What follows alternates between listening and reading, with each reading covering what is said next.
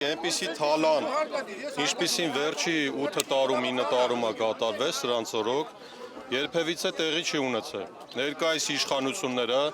օտար երկրյա ընկերության հետ ձեռքի տված թալանում են ժողովրդին, հա։ Ասֆալտի որակը ահա որ վատ է, ասֆալտի վրա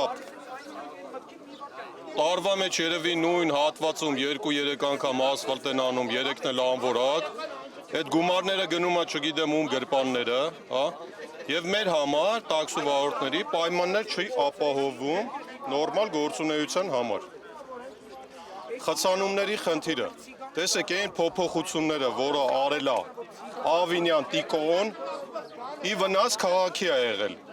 Ոչ մի փոփոխություն բարելավում չի գրանցել, հակառակը։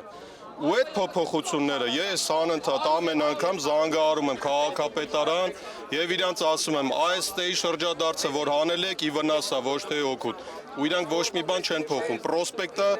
ամբողջ օրը կանգնած է, քաղաքի կենտրոնը կանգնած է, կոմիտասը կանգնած է, ավելի վատացել է, իհարկե։ Ու այդ փոփոխությունները դիտավորյալ են արել, որպեսզի քաղաքի կենսագործունեությունը խաթարեն։ Որովհետև հայ ազգի թշնամիներն են, որովհետև հողերը տալիս են Թուրքին,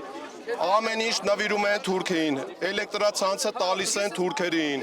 Սրանք հայ ազգի թշնամիներ են, իրանց հետաքրքրում է թալանեն, գրփեն,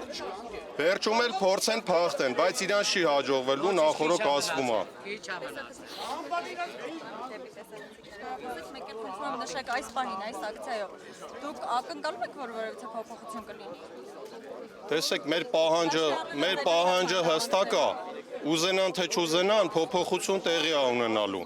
Եթե իրանց ձեռքով կլինի, իրանց համար լավ կլինի, սակայն խիստ կասկածում եմ, հա։ Այս հարցը բարձրացվում է ընդհանուր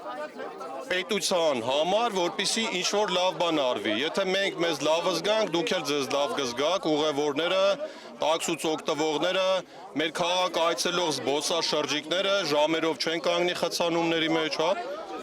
Ընդհանուր այս խնդիրը բարձրացվում է եւ սա անպայմանորեն պետքա իր լուծումը ստանա։ Մետրոներ չեն կառուցում, պարկովկեք չեն կառուցում։ Ոչ մի նորմալ այդ փոսը, որ փորել են, թող Ավինյանը իր համբալ ընտանիքի հետ գնա մտնի այդ փոսը։